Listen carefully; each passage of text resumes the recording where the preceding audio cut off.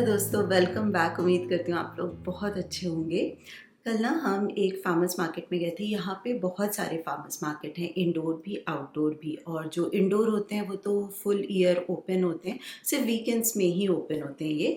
But outdoor भी बहुत सारे होते हैं जो समर टाइम में होते हैं। कल हम जिस फार्मर्स मार्केट में गए थे वो बहुत बड़ा था, इतना तो हमने देखा भी नहीं। Food trucks, fresh produce, vegetables इतने फ्रेश होते हैं और डिफरेंट डिफरेंट तरह के आपको वेजिटेबल्स देखने को मिलते हैं। गोभी के डिफरेंट कलर्स थे, बीन्स के डिफरेंट कलर्स, टमाटर, इतने बड़े बड़े कुछ टमाटर थे। सारे ही देख के बहुत अच्छा लगता है, मन करता है ये सब्ज़ी भी ले लो, वो सब्ज़ी भी ले लो।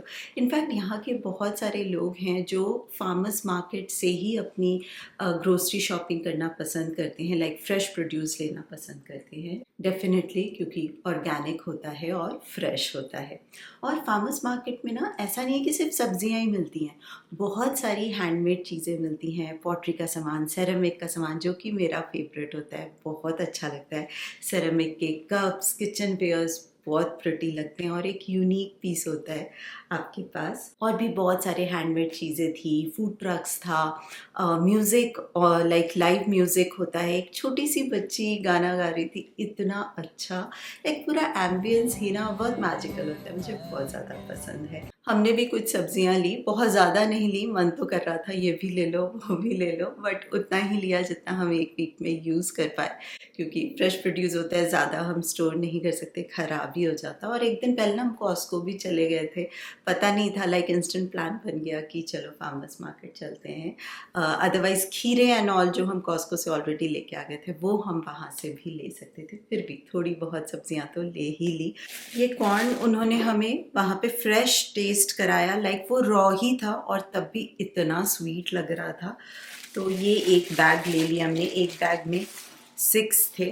तो बारबेक्यू इस सीज़न में हमने ओपन ही नहीं किया, बस नहीं हुआ तो फाइनली बारबेक्यू ओपन करेंगे और कॉर्न भुनेंगे, भुट्टा भुनेंगे और सेरेमिक में वैसे तो बहुत सारी चीज़ें थी। कप्स तो इतने प्यारे प्यारे थे, लेकिन मैंने कुछ यूनिक पीसेस ली। एक मैंने ये चॉपिंग बोर्ड स्टाइल है, but of course this is not chopping board, just kitchen decor, counter top decor के लिए है। एंड बहुत ही ज़्यादा फ्रेश और प्यारे से कलर्स हैं और ये सेल पे था, तो मैंने ये पिक किया था पहले और ये पिक किया था। सो प्रिटी है ना। और कलर्स भी मेरे काउंटर टॉप के जो कलर्स है उससे मैच कर रहे थे, तो मैंने वहीं पे विजुलाइज कर लिया कि कैसा लगेगा। बट जब बिलिंग कराने गई ना, तो मैंने ये रख दिया क्योंकि मुझे ये वाला पसंद आ गया था। ये मुझे ज़्यादा फंक्शनल और यूज़फुल लगा क्योंकि ये फूड सेफ होते हैं, baking safe, microwave safe, dish washer safe. Of course मैं डिश वॉशर में नहीं यूज़ करूँगी इसको, हाथ से ही वॉश करूँगी। बट ये फूड सेफ हैं, तो कुछ भी सर्व करने के लिए या चीज़ें मिक्स करने के लिए यूज़ कर सकते हैं। और फेस्टिवल के टाइम मैं इसको एज अ उर्ली डेकोरेशन भी यूज़ कर सकती हूँ, पानी डाल के फ्लावर पेटल्स डाला, कैंडल्स डाला, बहुत ही ज़्यादा प्रिटी लगेंगे। तो उसने ना, जो लेडी थी, शी वॉज सो स्वीट कि ये दोनों तो उसने बिल कर दिया और उन्होंने मुझे लास्ट में ये वाला भी दे दिया क्योंकि पहले मैंने चूज़ किया था। उन्हें बोला this is a gift for you. So such a nice gesture.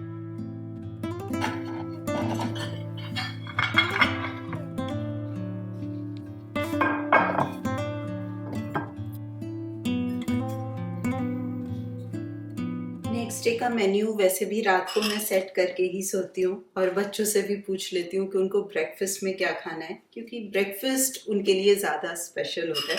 तो उन्हें बोला था कि एग सैंडविच खाना है, तो सिंपल होता है, एवोकाडो और बॉइल्ड एग को मिक्स करके salt and paper, that's all. यही मैं डालती हूँ उनके सैंडविचेस में। और मेरे और अनुज के लिए मैं पोहा बनाऊंगी, बहुत टाइम हो गया पोहा खाए हुए। और फिर शुरुआत करेंगे अपने मील प्लानिंग की।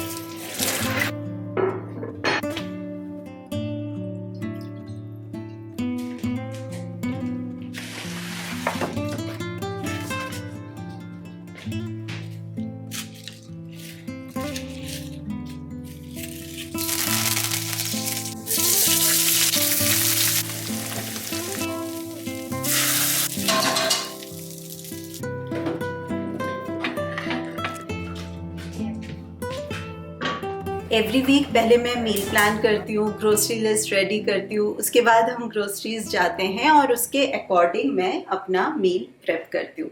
पर इस वीक थोड़ा सा डिफरेंट है क्योंकि हम फार्मर्स मार्केट चले गए, तो जो भी सब्जियां हम लेके आए हैं उसी के अकॉर्डिंग मैं आज मील प्रेप करने वाली हूँ कि जो भी चीज़ हमारे पास पहले से है और जो मैं कल लेके आई हूँ उन सब चीज़ों को यूज़ करके ही थोड़ा बहुत मील प्रेप करूँगी। सबसे पहले मैं बॉइलिंग और प्रेशर कुक का काम कर रही हूँ।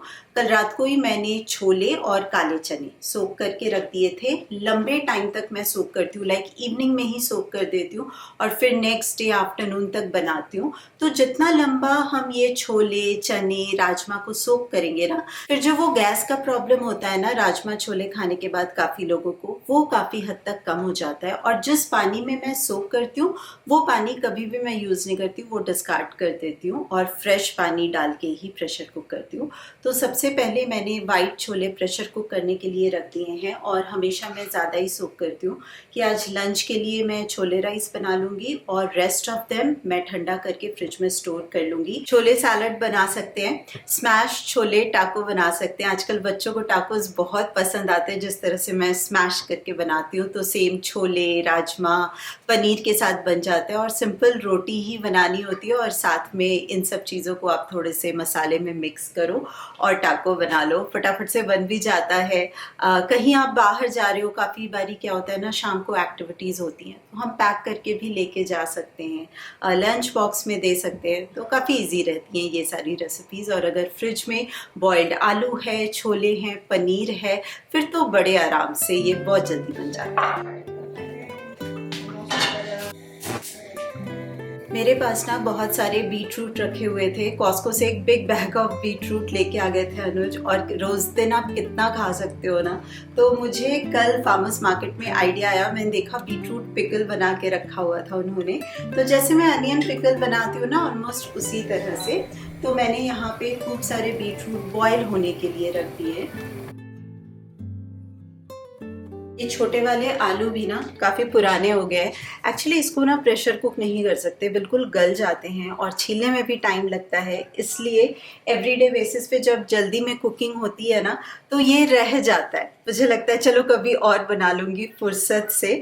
और इस तरह से ये काफ़ी टाइम से रखा हुआ है, अब ज़्यादा लेट हुआ तो इसमें से रूट्स निकल आएंगे और ख़राब हो जाएगा। तो मैं इसको बॉईल करने वाली हूँ, ओपन पॉट में ही मैं इसको हमेशा बॉईल करती हूँ और इसके आलू दम बड़े मज़ेदार बनते हैं।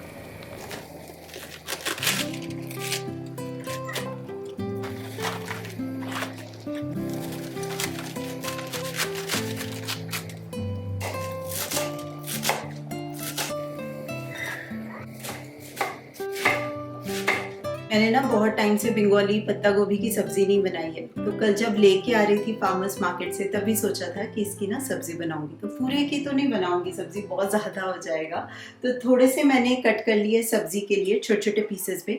इसको तो वॉश करके आज ही मैं बना लूँगी और ये सब्जी ना बहुत जल्दी बन जाती है क्योंकि इसमें कोई प्याज लहसुन नहीं जाता है। और थोड़े से मैंने एज अ जूलियन कट कर लिए, इसको मैं वॉश नहीं करूँगी, इसको ऐसे ही ग्लास कंटेनर में स्टोर कर लूँगी फ्रिज में, और स्टर फ्राई बनाने के लिए या फिर नूडल्स में यूज़ कर सकते हैं।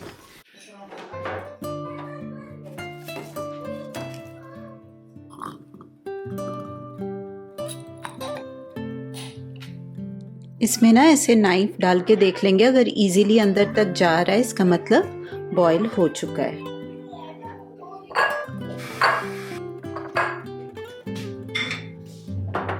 बीटरूट बॉईल हो गया, उसके ऊपर की स्किन को पील करेंगे, पर उससे पहले ना पानी बना लेती हूँ। और रेसिपी सेम है जैसे मैं अनियन पिकल बनाती हूँ ना, उतना ही है। आप चाहो तो बीटरूट के जगह पे कैरेट डाल सकते हो, अनियन बीटरूट को मिक्स करके डाल सकते हो। तो 1 कप मैंने पानी लिया है, नॉर्मल पानी। इनफैक्ट जो रेड पेपर्स होते हैं ना, और रेड पेपर्स ग्रीन पेपर्स आप मिक्स करके भी डाल सकते हो, उसका भी बहुत टेस्टी लगता है।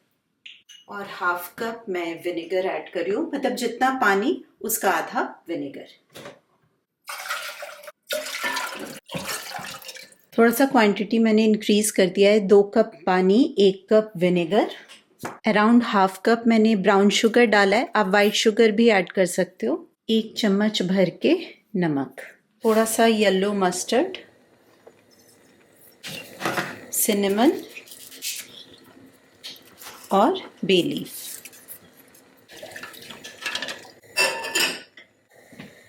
अगर आपको स्पाइसी पसंद है ना तो थोड़ा सा चिली फ्लेक्स भी ऐड कर सकते हो। बस एक बॉईल आने देंगे।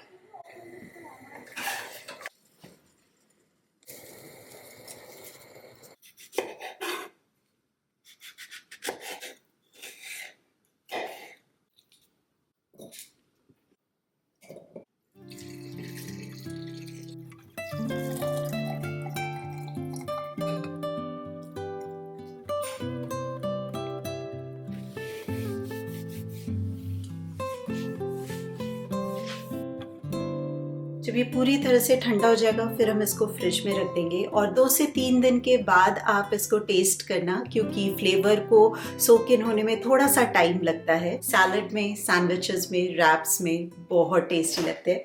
और वैसे भी बोलते हैं बीट रूट को ना बॉईल करके ही खाना चाहिए, क्योंकि अगर हम रॉ खाएं ना तो इसको डाइजेस्ट करना थोड़ा सा मुश्किल होता है। 2 बीटरूट मैंने रख लिए हैं, इसका पेस्ट बना के फ्रिज में रख लूँगी और फिर आटे में मिक्स करके हम पिंक रोटी या पिंक पराठा बना सकते हैं, या फिर मैश्ड पनीर के साथ मिक्स करके स्टफ़ करके पराठा बना सकते हैं। तो अगर आपको पिकल नहीं बनाना है तो आप इस तरह से बॉईल करके पेस्ट बना के भी रख सकते हो।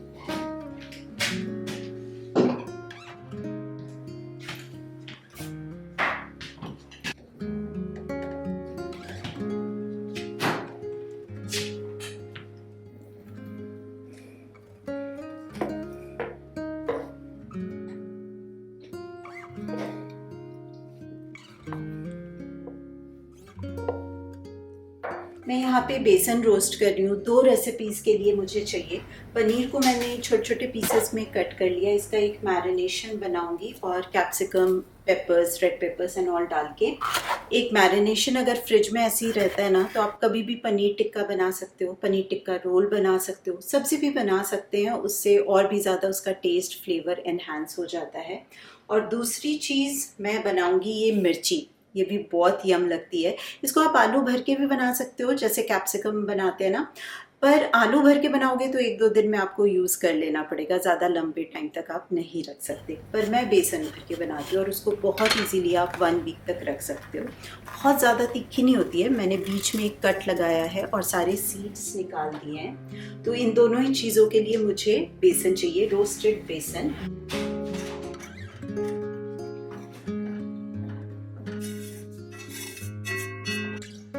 रोस्टेड बेसन में सारे बेसिक मसाले मिक्स किए हैं। नमक, हल्दी, कश्मीरी चिली पाउडर, थोड़ा सा धनिया पाउडर भी ऐड कर दिया है और इसमें थोड़ा सा मैंने अचार मिक्स किया है।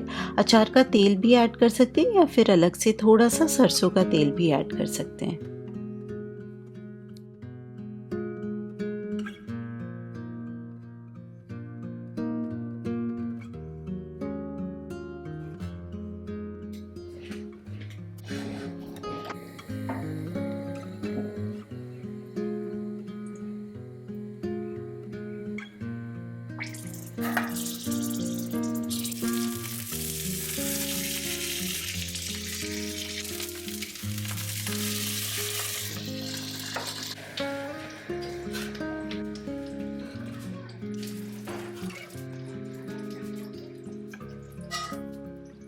पनीर के मैरिनेशन के लिए थिक कर्ड ले लिया है, उसमें रोस्टेड बेसन ऐड किया है और अदरक, लहसुन, मिर्ची को अच्छे से कूट के मैंने ऐड कर दिया है। सारे बेसिक मसाले, साथ में अजवाइन ज़रूर से ऐड करना। आमचूर पाउडर का टेस्ट भी बहुत अच्छा आता है इसमें। लास्ट में कसूरी मेथी ऐड किया और थोड़ा सा सरसों का तेल। ऐसे थिक सा मैरिनेशन बनाना है ताकि पनीर को बढ़िया से कोट कर पाए।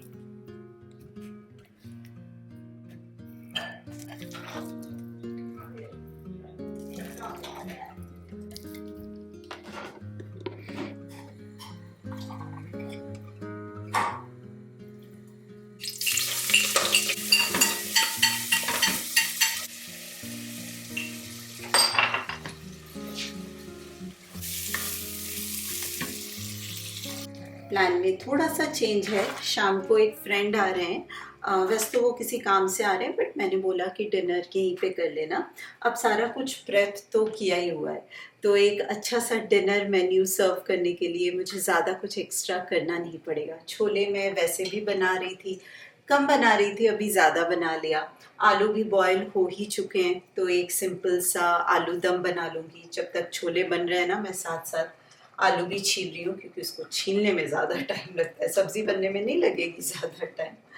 और पनीर भी मैरिनेट करके रखा हुआ है, तो इन केस बारबेक्यू करते हैं कौन, तो बाहर भी कर सकते हैं पनीर, और नहीं भी किया तो अंदर पैन में कर लेंगे। वही मैं सोच रही थी कि अगर ऐसे मील प्रेप हमेशा हमारे फ्रिज में रेडी हो, तो अचानक से कोई भी आ जाए, हम इजीली उनको डिनर सर्व कर सकते हैं, या फिर हमें कुछ काम पड़ जाए और कुकिंग का ज़्यादा टाइम ना हो, तो हम क्विकली कुछ भी डिनर प्रिपेयर कर सकते हैं। तो ये देखने में लगती हैं छोटी छोटी चीज़ें, बट जब ज़रूरत पड़ती है ना, तो बहुत काम आती है।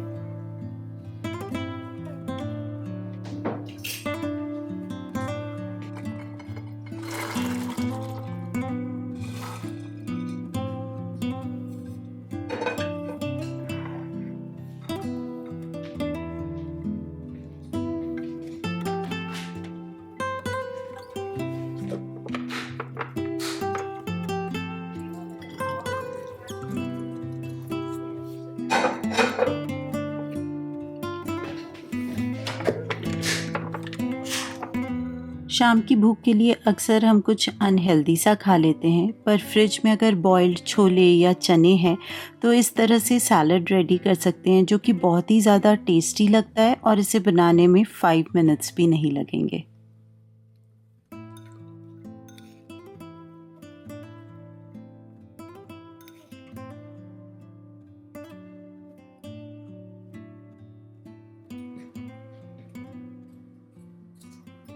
मैं मिल रही हूँ आपको छोटे से ब्रेक के बाद। थोड़ा सा टाइम बाहर स्पेंड किया, रिलैक्स किया। अनुज भी बाहर बारबेक्यू की तैयारी कर रहे हैं, सारा कुछ क्लीन किया है, अभी प्लांट्स को पानी एंड ऑल दे रहे हैं।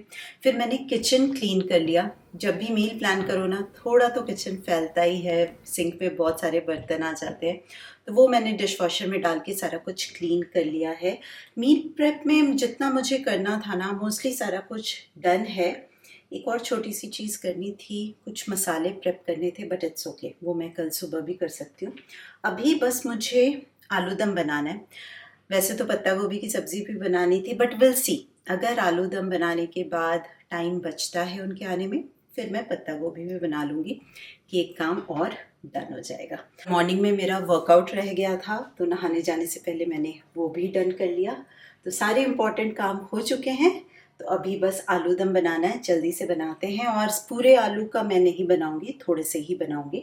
यहाँ पे जिंजर ग्रेट कर लिया है, थोड़ा सा काजू का पेस्ट, टमाटर का पेस्ट, एक हरी मिर्च। सरसों का तेल गरम हो चुका है, इसमें नमक डाला है, थोड़ी सी हल्दी, और आलू डाल देंगे।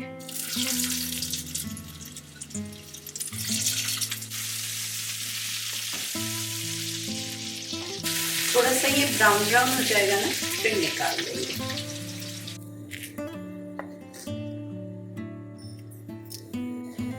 थोड़े से खड़े मसाले,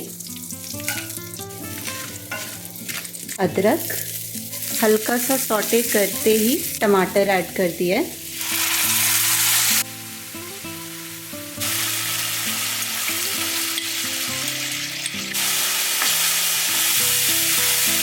यहाँ पे बनाएंगे एक मसाला, हल्दी, कश्मीरी चिली पाउडर, धनिया पाउडर, चिली पाउडर, थोड़ा सा जीरा पाउडर, थोड़ा सा पानी ऐड करेंगे।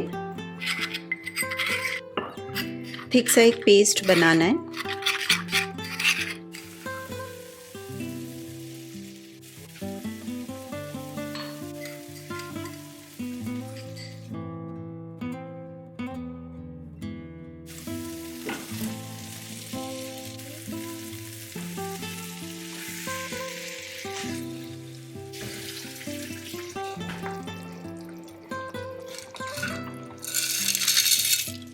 अब लास्ट में डालेंगे एक स्पेशल मसाला, सिनेमन स्टिक, छोटी वाली इलायची और लौंग,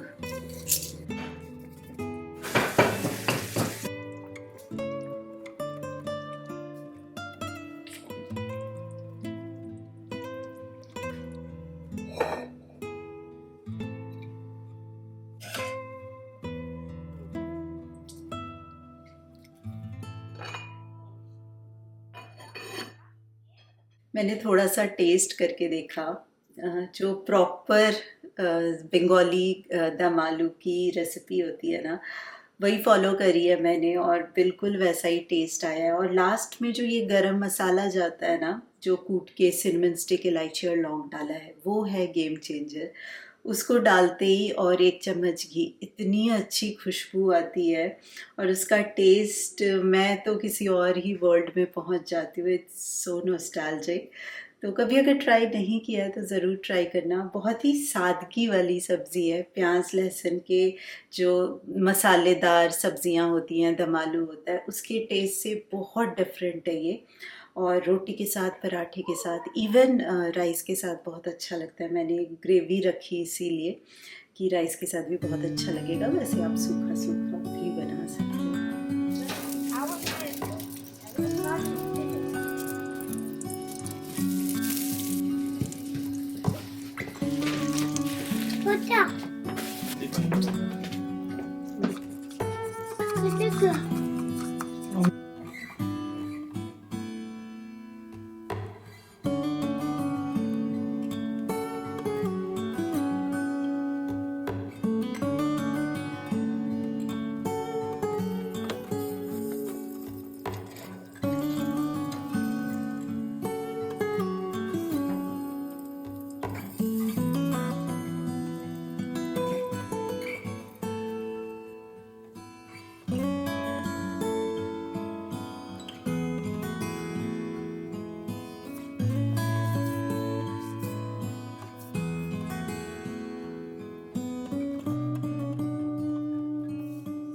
आज यहाँ पे गणेश चतुर्थी है, तो मैं हमेशा गणेश चतुर्थी पे लड्डू बनाती हूँ। और बेसन के लड्डू मैं बहुत टाइम के बाद बना रही हूँ। जनवरी में आई थिंक कि उसके बर्थडे पे बनाया था, उसके बाद बनाया ही नहीं। पहले तो बहुत फ्रिक्वेंटली बनाया करती थी। और यहाँ पे ना फेस्टिवल के डेट्स डिफरेंट होते हैं इंडिया से, कभी कभी सेम भी होते हैं but most of the time अलग होते हैं। तो मैं दृक पंचांग वेबसाइट जो है उसको फॉलो करती हूँ, या फिर मंदिर का भी वेबसाइट देख लेती हूँ। बट मैंने देखा है कि मंदिर में भी ना दृक पंचांग के अकॉर्डिंग ही करते हैं, उसी का डेट फॉलो करते हैं। और यहाँ पे बहुत अच्छा ना एक गणेश टेम्पल भी है, तो मैंने उनका भी वेबसाइट देखा, तो आज ही था। तो मैंने सुबह उठ के सारा कुछ क्लीन अप करके, नहा धो के, फिर यहाँ पे बना रही हूँ मैं लड्डू। और सारी घर पे हैं तो अच्छा होगा कि आरती साथ में कर लेंगे। आप लोगों को भी गणेश चतुर्थी की बहुत बहुत शुभकामनाएं। बस फेस्टिवल टाइम स्टार्ट हो गया। इंडिया में तो कितनी रौनक होती है ना। यहाँ पे भी, एडमिंटन में भी काफ़ी सारे सेलिब्रेशंस होते हैं, बट स्पेशली आप उस जगह पे जाओ फिर आपको फील आएगा। इंडिया में तो घर बैठे ही आप फील ले सकते हो। तो यस, आप लोग भी जहाँ पे भी हो इस फेस्टिवल को जितने बेस्ट तरीके से हो सकता है इंजॉय करो अपने फ्रेंड्स और फैमिली के साथ, और खूब सारी मेमोरीज बनाओ। और मैं आपसे मिलूंगी बहुत जल्दी। तब तक आप अपना खूब सारा ध्यान रखिए, खुश रहिए, keep smiling and as always keep making lots of wonderful memories Laddu के साथ। ये छोटा सा मैंने बनाया है अपने लिए कि भोग में ये चढ़ाऊंगी और मैं छोटा वाला खाऊंगी क्योंकि चीनी छोड़ रखी है ना अभी, इसलिए तो चलिए मैं मिलती हूँ आपको जल्दी जल्दी।